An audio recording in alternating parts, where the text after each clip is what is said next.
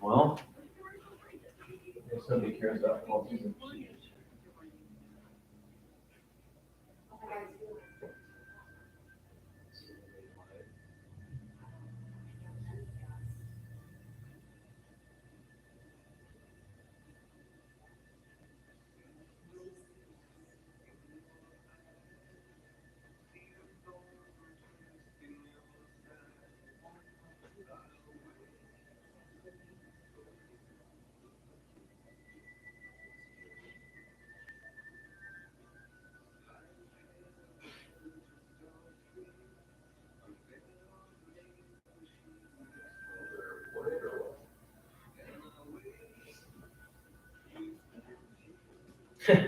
Maybe I'll go over how to get 10 listings in the next 5 days since nobody's here. Is there a delay on the video feed? Just like a second. And it's not like broadcasting live?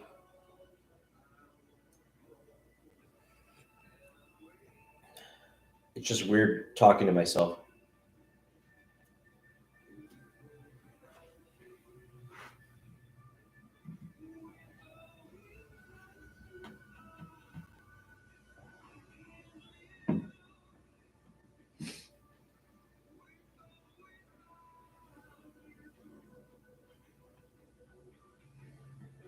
All right, running through policies and procedures. I don't know who's watching. You got 2, but we're going to record this. It'll be really quick since I'm not going to have any questions. Quickly on policies and procedures, everybody should have got a handout. You guys have these. They're signed for. A couple changes coming up. Your transaction fee is now $125, and that was decided due to our prices going up, along with the cost of papers and stuff like that. All right, so policies and procedures. What we want to run through today is duties, obligations, and paperwork. Biggest thing, and it's because it's the larger fine. We have this handout here, so in case you did not read Nevada Administrative Code or Nevada Revised Statute, we'll go through the one that's really important right here and why you would be assessed a fine. And it's basically to teach you a lesson. A broker, this is NAC 645-650, a broker shall keep complete real estate transaction and property management records for at least 5 years. After the date of the closing and the last activity involving the property, including without limitation offers that were not accepted and transactions that were not completed unless otherwise directed by the division. It means all your offers that you received on the property should be uploaded also. And I know a lot of you keep them, which is fine if we can track them down. But on the transaction, you should open a page that said offers and then put your offers in that tab. Number 2, the most important thing, a salesperson or broker salesperson must provide any paperwork to the broker with whom he or she is associated within 5 calendar days after the paperwork is executed by all parties. So the only person exempt from that law would be me, because I'm not a salesperson or a broker salesperson. I am actually the broker. So everybody that is under my broker license has to comply with that law within 5 calendar days. I give you guys 5 business days. So that's a little bit longer so that I have those files.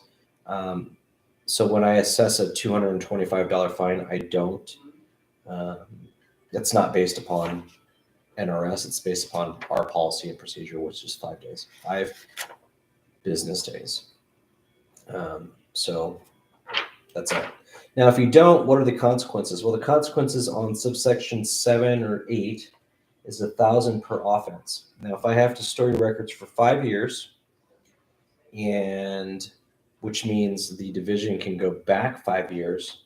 So every one of your documents that I have for the past 3 years that we've been open, they'll go back to and check to make sure that they were filed within 5 calendar days. And if they have it, each one of those offenses is $1,000 fine. So you do the math on how many transactions you're doing that weren't turned in a timely manner. That will be your fine, and that's how it's written in the independent contractor agreement. All right, so that's the update on policies and procedures. I did want to touch base on areas of expertise and unauthorized activities. So if you guys want to forward to section, I think it was 7. Businesses of the company, this is what's allowable for just about everybody that's signed. If you have special exceptions, that means you're allowed to do commercial property, commercial leases. That means you've had experience and that you've talked to me. But our business is going to include single-family dwellings, residential income property. So you can do investment properties not exceeding 4 units. So if you're doing apartments, 10 or more units, or 4 or more units, that's going to require you guys to have signed off for commercial status. If you want to, let me know. We'll work with you guys. Vacant subdivided building lots, which are zoned residential, with each lot permitting the construction of no more than 1 to 4 residential units within the entire parcel. So bigger the lots, the more commercial that goes, and then we have to refer it out, or we have to assign a team member to help you on that. Non-subdivided land for residential development of no more than 1 to 4 units. Leases, referrals, and BPOs. BPOs haven't been a huge scenario, but back when the market changed during the beginning of the recession, BPOs was an avenue for a lot of us to get income revenue from banks, and that's just basically giving out broker pricing opinions on what the value of properties are. Usually vacated, getting ready to get foreclosed on. Those are what BPOs are good for. And again, any deviation from Section 3 would require prior written approval from us. And that's why I said that we do other things, but you have to have prior written approval. Then if you don't, you could forfeit that transaction. This goes over keeping the records. I think I was clear on Nevada Administrative Code, what the consequences are under audit. They will go back the full 5 years if they find one, and you will be fined $1,000 per offense. So I want 5 business days. It should be in there, or you will automatically be fined $225. We'll collect that at closing. So don't forget to turn in your paperwork.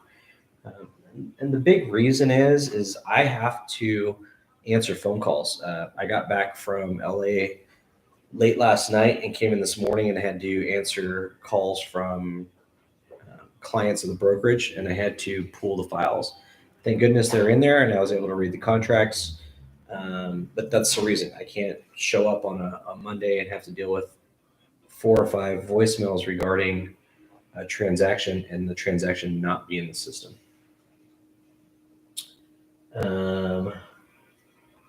And then as far as closing packages, so if you've missed that 5 days and then we started receiving closing packages, these are the things that you're forfeiting, guys. Incomplete files, you start forfeiting your commission. That's the only way. I don't know why your file wouldn't be in if you have a commission coming duty in the next day. But don't let abandoned files sit in my office, or we'll start deducting from the commission side, because I have to file those transactions, and it costs me money to do it when I don't have documents. All right. I think we know referral fees come in, or if we're paying referral fees out, make sure you have our W-9, and then if we're their W-9. So if we're paying out, make sure that their W-9 is collected. It prompts it on your transaction. Just make sure we have it so that we can 1099 every year, which is paid out to other brokerages.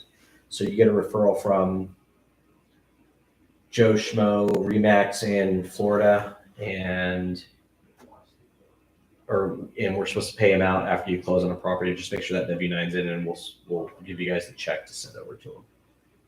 Checks from clients. So if you take BPOs, you take deposits, rent checks, or commissions for rent checks or BPOs, make sure any commissions or retainer fees are made out to Cornell Realty, and then we'll pay you subsequently, so that we can track what type of income is going in and out to you as an independent contractor.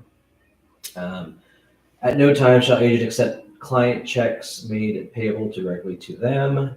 At no time shall checks from rental clients be made out to the company or agents for deposits, rents, credit checks, or any other fees relating to the rental relationship between landlord and tenants. So make sure they go straight to the landlords or their property managers at that point.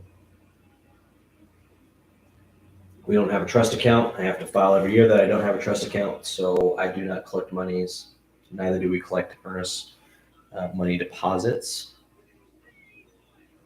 An associate should not offer real estate services to the public that are outside of the associate's area of expertise, or offer any services that the associate is not competent in. If you don't know what you're doing, I expect you to ask questions. And if it is outside of your expertise, I expect you to put a team together or refer out before taking on that work. Agents are not allowed at any time to practice property management. No property management, because I don't have a trust account. So we cannot keep track of any property management. That includes you fixing properties for people that can be construed as a property manager. Getting the property ready for leasing, things of that nature. Anything that can be construed, or that they can come to you and say, well, my property manager said to do this, and they're managing my property. You are not a property manager, and I don't have a property management license here. Again, no property management. I don't have a license for it. Business opportunities, I don't think any of you guys are. I'll skip through that, but that's selling businesses. Commercial transactions are to be approved by the broker and run through our commercial division. So if you do have commercial transactions, just let us know so we can assign it to somebody or have one of us take over and help them through that. You're not allowed to render legal, appraisal, or tax advice to any person on behalf of the company. So even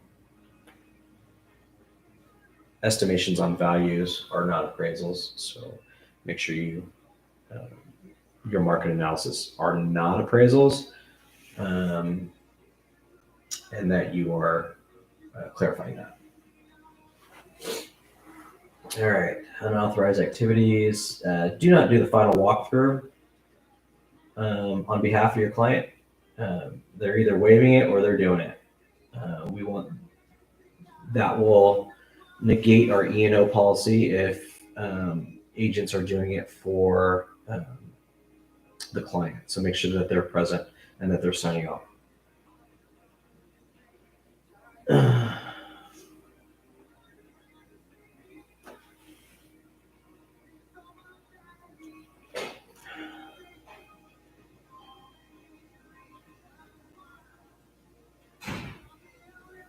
Oh, the other thing that negates us is family members of associates. That'll negate your E&O policy.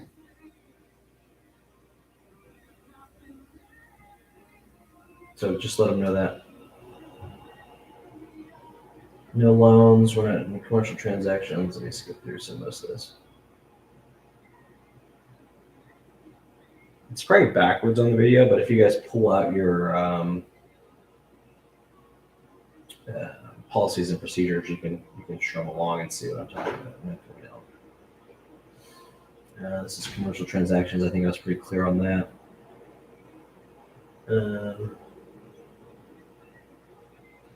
Transactions involving which the agent has an ownership interest. So make sure you're disclosing that as with an owner-agent addendum, so that they know from the get-go that you're the owner agent, even if it's an LLC or a trust. But if you're anywhere in that transaction, make sure it's fully disclosed. Um, spouse, parents, children, and siblings. You can't do both sides, so make sure that doesn't happen.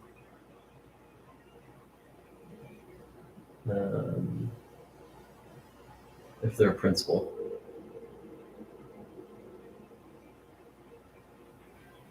So read 4.7, associate owned properties, 4.7.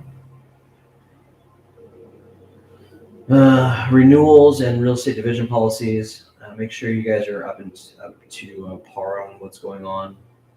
I try to send out notes anytime something's been changed. And just remember, if there is a complaint that I have to attend, which I have to as your agent, I charge $200 per hour paid by the associate. So if I have to go down to the division or the board of renters for hearings, just remember there's a fee associated with that. Unpaid fines. So if they fine me for something that you did and you have not paid us back, we're going to charge you 1.5% interest per month until it's paid. Rental lease listing agreements. So I've gone through that before. If you're leasing a property, it is a listing, so make sure it's filled out. There's no such thing as a courtesy listing. I don't know why people put that in there, or why agents work for free. Time is money. You have 9. Oh, good. Well, I'm gonna let it record anyways.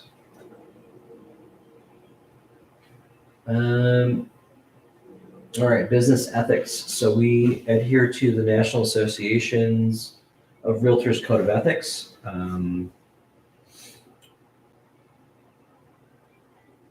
Adhere to it. That's the complaints are just people aren't treating each other kindly.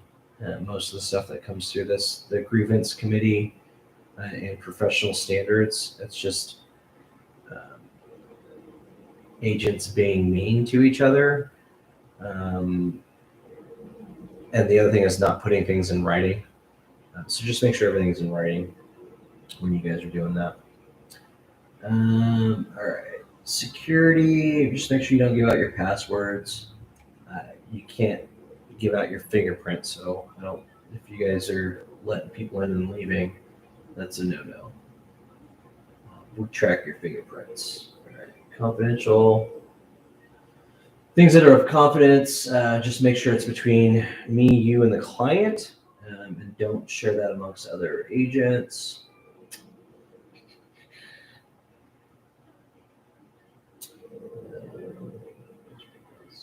Business, sexual harassment, unwanted advances. I don't think we have any issues, even though reprisals, littering. Read the sexual harassment part. Other types of harassment: race, color, national origin, ancestry, religion, physical or mental disability. You guys can read through all that. No drugs, weapons. Just make sure you're in compliance with all state and federal laws if you're carrying weapons. Pets in the office, except for any individual who requires the help of a service animal. All right, 5.9. This one I want to get to because people are building teams and they have associate members. We encourage you guys to build teams and have agreements with other people that work with you. And if you hire, non-licensed admins, assistants, that's okay. Just remember, they're not employees here. So do not encourage them to file for unemployment when you let them go, because they would be filing with you, not me. And make them understand that they do not work for Cornell Realty unless I have a employment contract with them. They do not work for Cornell Realty, and explain that to them. They work for you. I'm not responsible for compensation of your employees or unlicensed assistants, so make sure they understand the policies and procedures that you adhere to, and that they, under you, must follow the same policies and procedures at this office. Associate agreement. So under teams and you have associate agreements with other agents, the law is whether they're employees, unlicensed assistants, and your agreement is subject to the company's review and approval. So remember that. If you have people in the building and you have an agreement, make sure it's submitted. Or same with hiring on team members. If you are hiring team members and there is an agreement between you and that team member, I need bare basics. I need to know what your agreement is. So mainly, what are your splits when they're working deals? And 2, I need a dissolution agreement. So I need those signed off by the agent that's under the agent leader and then the agent member. I need to know most important splits. Second, what's your dissolution when you guys disagree with each other and want to go separate ways. So those 2 things need to be in your team agreements. Make sure they're there. If you need help writing team agreements, just come to me and I will help you through it. But those are the 2 most important things that I need on file. If I don't have a team agreement in the file for the team member that's working for you, they are 100% ICAs, just like you. They're the same member, and that's how they'll be treated. So if you do have splits, I need to know about it, and it needs to be in their file in the office. If not, I'm going to treat it as if they are 100% ownership of that file when closing. Same with when you become a member, you want to hold that team leader accountable. So make sure you turn in any agreements that you've signed with that team leader. Otherwise, I don't know. I'm going to treat you guys just like every other member in this office, 100% independent contractor, and I'm charging you your transaction fee. So teams, right here, it's spelled out. It's a bunch of legal jargon because it covers me. Teams and assistants. Main thing, written agreement. Main parts of the agreement. What are my splits? And 3, what's my dissolution? If I want to leave this team, what do I have? What kind of rules do I need to adhere to? So those 3 things from this big paragraph. Oh, and then if you have unlicensed assistants, make sure they're not engaging in real estate activities like negotiating prices. If they're answering phone calls for you and someone says, you pick up a listing, it's $330,000, and they ask that unlicensed assistant, what do you think I can get it for $325,000? And then they tell them, yes, you can. That's practicing real estate, and that fine is huge. So make sure that those phone calls are handed back to you if you are a team leader. All right. All right. Associates must notify company with any change of address, phone numbers, email address, or emergency contact. If I reach out to you and you guys don't get back to me, it's because your phone number changed or something like that. I don't know. Unless you tell us that, hey, this is my new number, this is my new email, I have no idea how to get a hold of you. And if the division's asking me to do something about your license, I'm going to comply with the division. I attempt to reach you and you're not at your phone number or your email address. That's part of the policies and procedures you agree to, is that you would keep your items updated.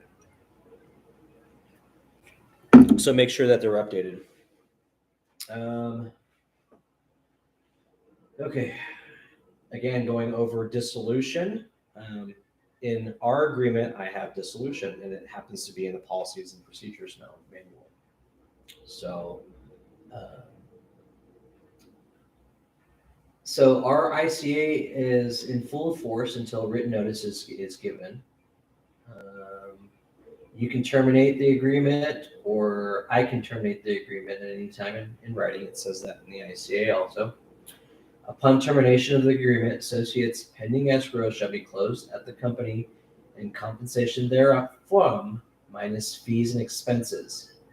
So if you were due and you decided to leave companies and didn't pay your membership plan, I'm going to charge you that membership plan in order for you to get paid, if that makes any sense. If you guys have any questions, you can call me about that.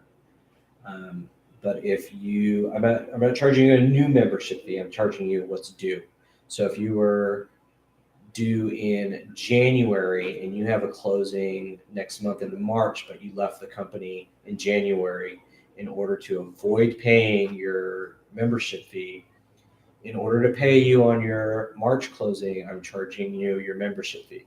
Otherwise, you can't have 100% of your commission, if that makes sense.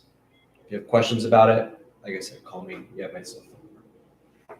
But you have to be in good standing and all outstanding fees in full in order for your ICA to be paying you at 100%.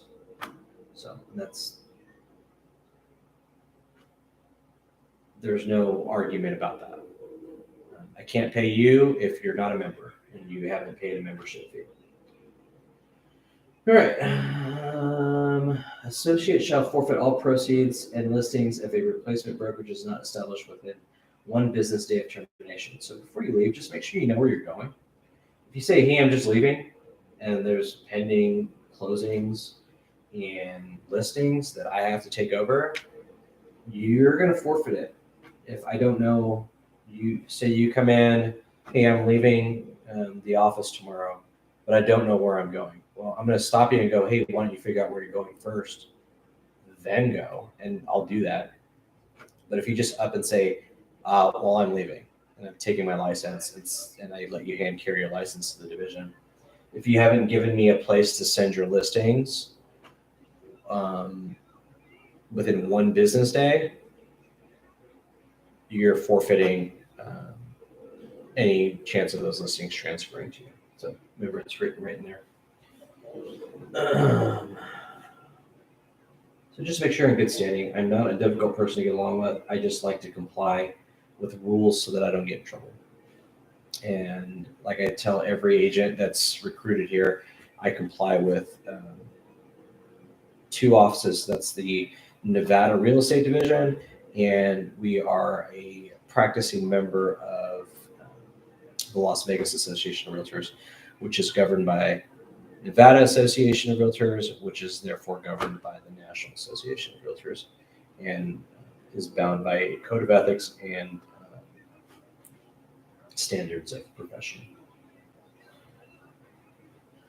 Office facilities. We do have private offices, so I do have some open. I know people going back to work might be looking towards like working out of an office again. So come to me. I do have like a few of them open. Some have left, some have moved in, but I do have vacant offices, and I'm trying to fill them. So if you guys do have any interest in private office space, come talk to me, and we'll make it worthwhile for both of us. Okay. Computers. If you use the computers, I just ask that you guys don't I have MLS through Google Chrome and things like that. Don't install or uninstall stuff on the computer or download files or software. The computers are there for you guys to print out T-sheets or schedule showing time. Not to download Canva and run your marketing campaigns for the next quarter. I don't need all that software on those computers. They're not like high-end computers. Plus, you want all that stored in your laptop anyway. So just don't put it on our computers. It junks them up and slows them down. Don't alter any settings. I've had it where, I haven't had it here, but I think somebody changed the language in the settings far back. I want to say it was like 10 or 12 years ago. And we could never figure out how to get it off of, I don't know if it was in Thai or something. Nobody could read it or get into the settings and change it. So then we just have to render that stuff no good anymore. Anyways, and then viewing or downloading illicit materials, we don't need those. Accepting emails containing illicit content, which could have malware, viruses, so just don't open them if you don't know who they're from on our computers. You can do it on your computer. I won't stop you, but our computers, please don't do that. Duplicating software. Okay, that's copyright stuff. And the equipment, we try to keep the equipment maintained so you guys have printers where you can print things for your clients. So just don't change any of the settings in them, and we'll be good. Just print. Just send it to print. Don't try to fix anything. Otherwise, we have Xerox out. I think he's out right now fixing some stuff right now. All right, advertising guidelines. I am not like hardcore to you guys. Just make sure you have your license number and that the brokerage is prominently displayed. And the reason it needs to be prominently displayed is so that a consumer knows where to go if they're having any issues. If you are just advertising Corey Schaefer Realty Team and there's no logo, they don't know where to go besides Corey Schaefer. They need to know that they can go to a brokerage that's fully licensed and insured for complaints or help with any transactions. Okay. I don't pay for your advertising, so and you're supposed to have everything approved by me. I'm pretty easy about just saying yes, but if you're running billboards, I don't want like what's the one with the butts on the Luxor, whatever that butt show is where the girls in the butts hanging on the billboards. I probably will not approve something like that with something risque in Las Vegas with Cornell Realty at the bottom. So make sure those are run by me. I don't want to drive up 215 and see like 10 girls in bikinis and it says Cornell Realty, call Corey for a good time. So don't do that. It'll probably get us a lot of phone calls, but just don't do it. Make sure I approve it. Same with print advertising, social media. I know a lot of you guys have like automated social media platforms. That changes a lot. So that's why I just said follow state and federal governing rules and regulations on social media. One big thing I warn you about social media is they take social media into account for ethics hearings and standards of practice. So if you rant and rave on social media or Twitter about other agents, that's a direct violation of the code of ethics. So don't go on social media saying, Corey Schaefer's a bad agent because he gave my client $500 or something. Don't badmouth other agents. That will bite you in the rear at the ethics hearings. But they've included and engrossed social media to maintain if you didn't learn that in realtor school, go back and read the Realtor Academy. All right, marketing materials, again, just most of the stuff is templated. If you're using Remind, like I'm up here preaching on Mondays, most of it's templated. It covers your license numbers. It puts your address and your logos in for you. But anything outside, so you got a marketing company doing stuff like the bikinis with Cornell Realty, make sure I approve those first before you just pay tens of thousands of dollars and do it.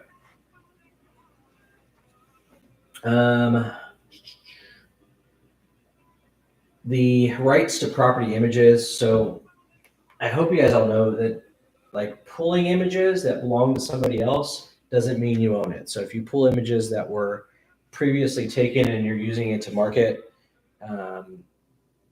that's stealing somebody else's images, even though they're there. So make sure you buy new images and that the photographer gives them to you, that you own them and that they don't own You guys can read insurance and legal. RESPA, don't violate RESPA, don't violate Fair Housing Acts.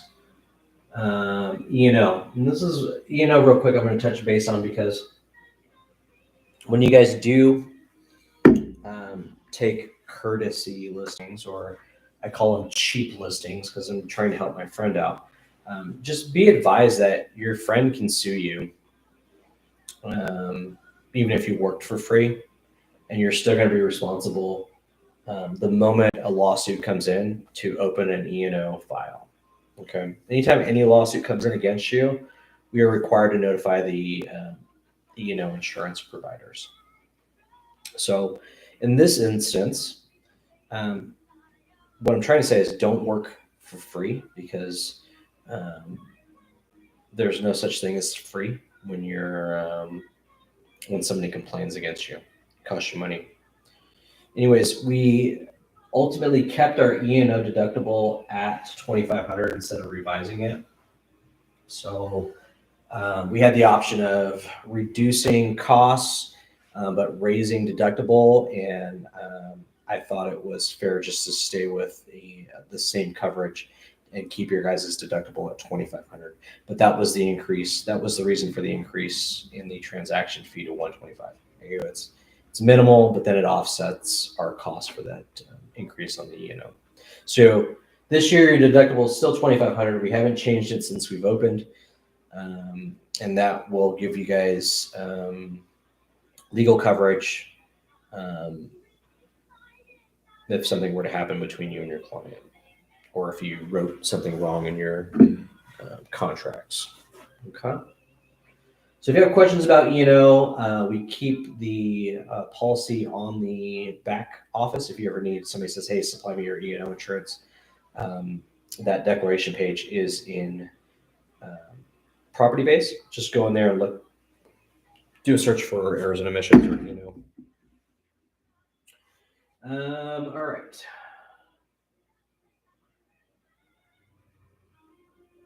Covenant to cooperate. So if something does go haywire, this is right after the of course. You guys agree to fully cooperate, providing documents to defend any claims or demand or complaint that may be deemed against us or the brokerage. So just make sure you have all of your documents in order. That's like your main job, is to keep documents in order as a realtor. Okay, make sure you have $100,000, $300,000 bodily injury and $50,000 for property damage, because you're driving clients around. I don't know if anybody is these days since COVID. I think we encourage everybody to arrive separately at properties, but as COVID ends, we'll start hopping in realtor cars again. So this is a Nevada law that we have this $100,000, $300,000 policy. Okay, workers' compensation. That goes back into you guys hiring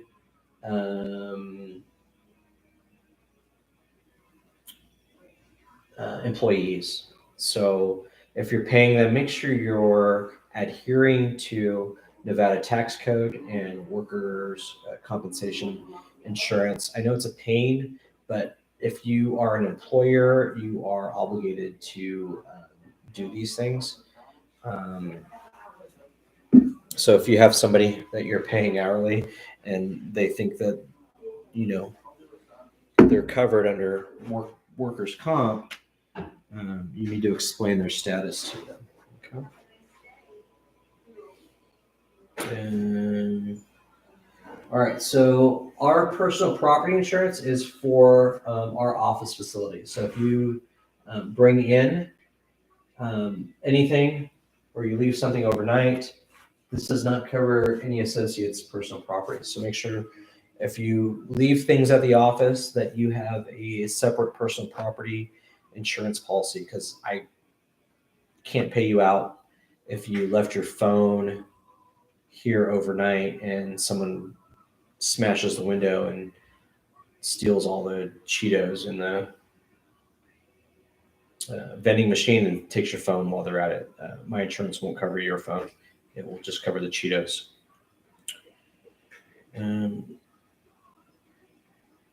All right, commissions. Everybody likes commissions, so let's end here. We pay all commissions to the name or entity on file with the State of Nevada Real Estate Division and a current W-9. So we probably update that every year.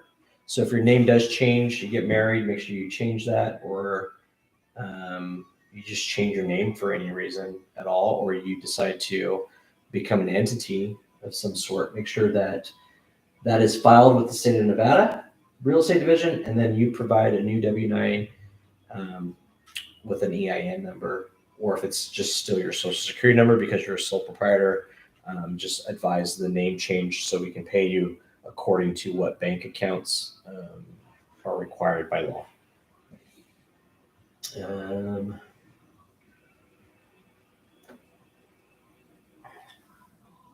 This goes over what you need to do to go to PCs, PLLCs, LLCs.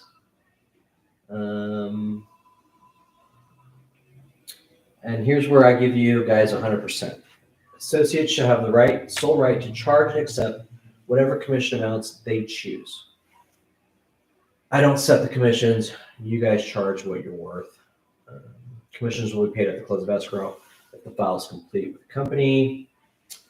It is the associate's responsibility to check the website and determine the status of their transaction prior to close of escrow. So just check it. It's really simple, right? If there's orange in the transaction, ouch. It's not finished. If it's green, that means it's already been reviewed and approved, and those documents are ready to rock and roll, and you'll get a e-check the next day.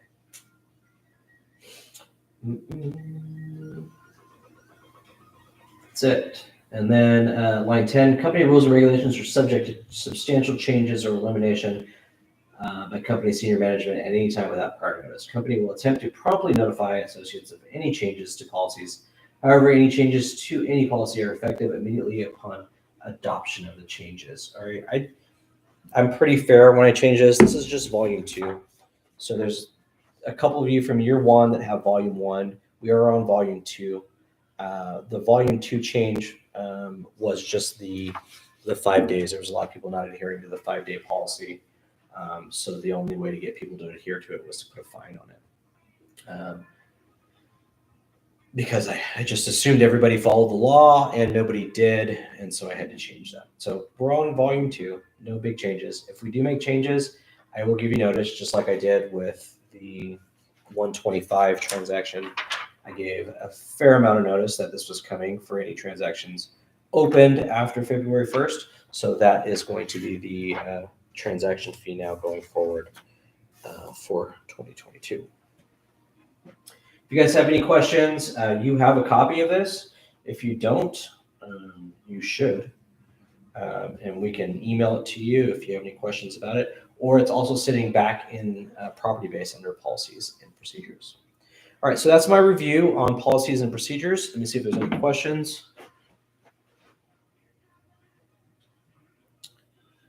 And I don't know. Somebody not part of the office is in here. And then Carla said, okay, that's it. There's McMuffins here and burritos if anybody comes into the office today. I've got a lot of catching up to do. My workload built up on me this weekend. So I am in the office. If you guys need me, I am out. You can review this when you want to. Have a good day. Have a good week. Next week, let's go through. Next week, we're going to, I don't know if we have a guest speaker or not, but we'll try to get a market update in the beginning. I think we are looking at a hike in interest rates, which will affect us down the road a few months. So there'll be a mad dash, as there always is this spring, to close or sell a property while the market conditions are right. So we'll run through that and how to stay on top of it and have listings.